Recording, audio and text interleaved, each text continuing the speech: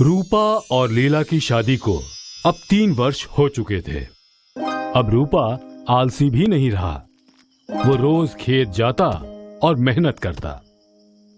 लीला बहुत खुश थी क्योंकि अब उनका जीवन संपन्न था। रूपा और लीला की खुशियां दुगनी हो गईं जब उन्हें जुड़वा बेटे हुए। दोनों थारे जैसे दिखे। आखिर हमारे बेटे हैं। तूने कोई नाम सोचा है दोनों के लिए? मैंने सिर्फ एक के लिए ही नाम सोचा था। क्या? अर्पण। बहुत अच्छा नाम है। और दूसरे का नाम होगा दर्पण। वाह, अर्पण और दर्पण। इस बात को अब 11 वर्ष हो चुके थे और अब अर्पण और दर्पण काफी बड़े हो चुके थे। माँ, भूख लगी है, आ रही हूँ। लीला खाने की थाली लेके आई। पहले मुझे खाना दो। नहीं, मुझे। मैंने कहा ना मुझे। नहीं, मुझे दीजिए। मैं तुम दोनों को खाना ना दे रही। जब देखो दोनों लड़ते रहते हो। जुड़वा भाई हो या दुश्मन। पर माँ, पहले मैंने खाना मांगा ना।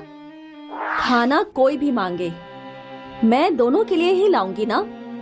तो उसमें पहले मैं क्यों? तुम दोनों एक भी दिन चैन से नहीं रह सकते हो क्या बिना लड़े? ये लो, खाओ दोनों। और आज अगर तुम फिर झगड़े तो दोनों को खाना ना मिलेगा, समझे?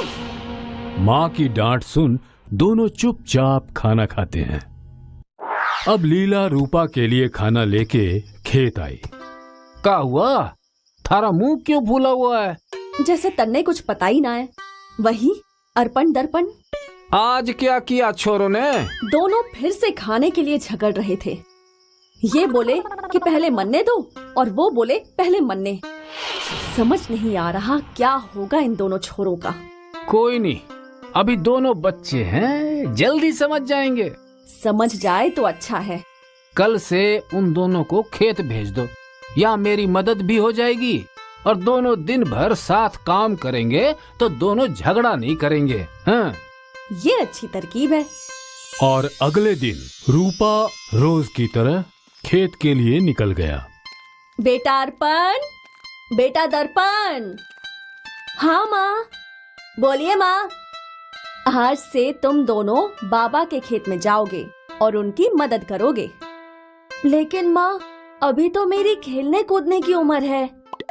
थोड़ा काम कर लोगे तो कुछ घिस नहीं जाओगे और बाकी का वक्त खेल कूद करते रहना। और सुनो, इसके बाद कोई बहस नहीं होगी। दोनों आज से बाबा की मदद करने खेत में जाओगे। अर्पण दर्पण ने चुपचाप अपना खाना खत्म किया और खेत की ओर निकल पड़े। दोनों खेत पहुंचे। तो आ गए मारे राज दुलारे हैं? बाबा, क्या करना है हमको? आज हमें बैल के पैरों में नाल ठोकनी है। लेकिन क्यों? नाल बैलों के जूतों की तरह होती है, जिससे वो खेत में अच्छे से चल सके। नाल ठोकने पर बैल को दर्द नहीं होता क्या? होता है, बहुत दर्द होता है। और बैल दर्द के मारे लात भी मारता है। अरे बाप रे! मैं अकेले ये नहीं कर पाऊंगा, इसलिए मैंने तुम दोनों को यहाँ बुलाया है। बाबा, हमने कभी बैल को नहीं पकड़ा है। इतना डरो मत, आसान है। पहले हम पुरानी नाल निकालेंगे। अर्पण, तुम बैल के सींग पकड़ो और दर्पण, तुम पैर पकड़ो। दोनों भाई बैल को पकड़े हुए थे और रूपा ने पकड़ से पुरानी नाल खींची। बैल थोड़ा छटपटाया पर फिर वो शांत हो गया। देखा, आसान था ना? हाँ। अब क्या करें बाबा? अब हम नई नाल लगाएंगे, तो तुम दोनों बैल के सींग पकड़ो। इस बार वो ज्यादा छटपटाएगा। दर्पण उठकर सिंह के पास चला गया। अब ध्यान से मजबूती से पकड़ो दोनों। हाँ? रूपा ने नई नाल ली और एक हथौड़ा लिया। उसने नाल लगाना शुरू किया और बैल छटपटाया। दर्पण, मजबूती से पकड़। मैंने पकड़ा है, तू अपना देख। हाँ, कितनी मजबूती से पकड़ा है तूने, वो तो दिख रहा है मुझे। अच्छा, तो आकर खुद ही पकड़ ले। हाँ, मैं अकेला बैल पकड़ सकता हूँ। दोनों ने फिर से लड़ना शुरू कर दिया और इस चक्कर में बैल जोर से छटपटाया और उसने रूपा को लात मारी। अरे रे रे रे, मर गया रे, हाय ओ। बाबा बाबा, तुम दोनों की लड़ाई में चोट मुझे लगी। दोनों भाइयों ने अपने पिताजी को सहारा दिया और उन्हें घर ले आए। क्या हुआ तन्ने? बैल ने लात मार दी। लात मारी? पर क्यों? नाल बदल रहा था तो ये दोनों ने सींग पकड़ी हुई थी, दोनों लड़ने लगे। मेरा ध्यान भटका और बैल जोर से छटपटाया और उसकी लात मुझे लग गई। ये दोनों कुछ अच्छा ना कर सके हैं। पहली बार खेत गए और तुम्हें बैल से लात पड़वा दी। आज तो मैं इन दोनों की अच्छी खबर लूंगी। लीला ने पास रखी हुई एक छड़ी उठाई और दोनों पे बरस पड़ी। माफ कर दो माँ,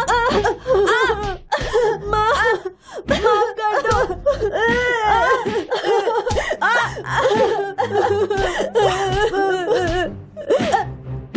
आज ना माफ करूं मैं तन्ने। जब देखो लड़ते रहते हैं। तुम्हारी वजह से आज इन्हें बैल की लात पड़ी।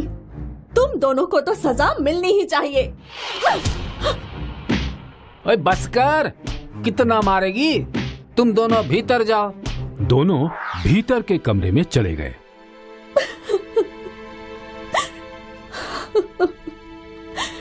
सोचा था अब समझ जाएंगे, अब भी ना समझे। क्या करें हम इनका? रो कह रही है पगली? दोनों एक दूसरे के भाई हैं, अब इन्हें समझाना ही पड़ेगा। पर कैसे? रूपा को कुछ तरकीब सूझी और उसकी आंखों में चमक आ गई। लीला, एक काम कर, बहुत सारी लकड़ियों की एक गठरी बना और उसे रस्सी से बांधकर यहाँ ले आ। पर क्यों? तू ला तो। लीला घर के बाहर गई और कुछ ही देर में एक लकड़ी की गठरी के साथ वापस लौटी। ये लो तुम्हारी लकड़ियों की गठरी। अब मेरे राज दुलारों को बुलाओ। दुलारे नहीं, कपूत हैं दोनों। अर्पण, दर्पण। हाँ माँ, बाबा बुला रहे हैं। दोनों यहाँ आओ। वो लकड़ी का गट्ठर दिख रहा है ना? तुम दोनों में से जो भी उस लकड़ी के गट्ठर को एक साथ तोड़ेगा, मैं उसे बहुत अच्छा इनाम दूंगा। पहले मैं। नहीं, पहले मैं। लीला ने दोनों को घूर के देखा और दोनों शांत हो गए। दर्पण खुश हुआ और उसने वो गट्ठर उठाई। उसने अपनी पूरी ताकत लगाई पर कुछ नहीं हुआ। फिर उसने पैरों का भी इस्तेमाल किया, फिर भी नहीं टूटा।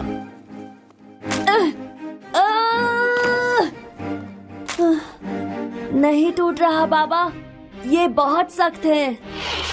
अब अर्पण आगे आया गट्ठर तोड़ने। उसने अपनी पूरी ताकत लगाई। उसने घुटने से तोड़ने की कोशिश की।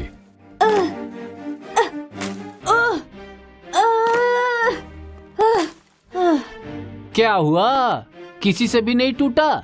चलो एक काम करो, उस गट्ठर की रस्सी खोलो और दोनों एक एक लकड़ी उठाओ। अब इसे तोड़ो।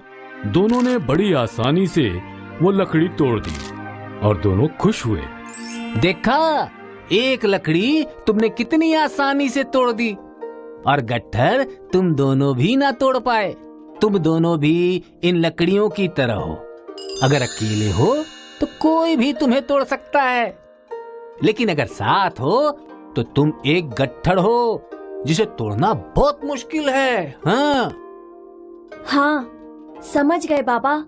अब से हम पहले मैं नहीं करेंगे और ना ही किसी चीज के लिए झगड़ेंगे। बाबा, हमें माफ कर दीजिए। हमारे झगड़े की वजह से आपको बैल ने लात मारी। मेरे लाल। लीला और रूपा ने दोनों को गले लगाया। अर्पण और दर्पण को समझ आ गया कि एकता में शक्ति है।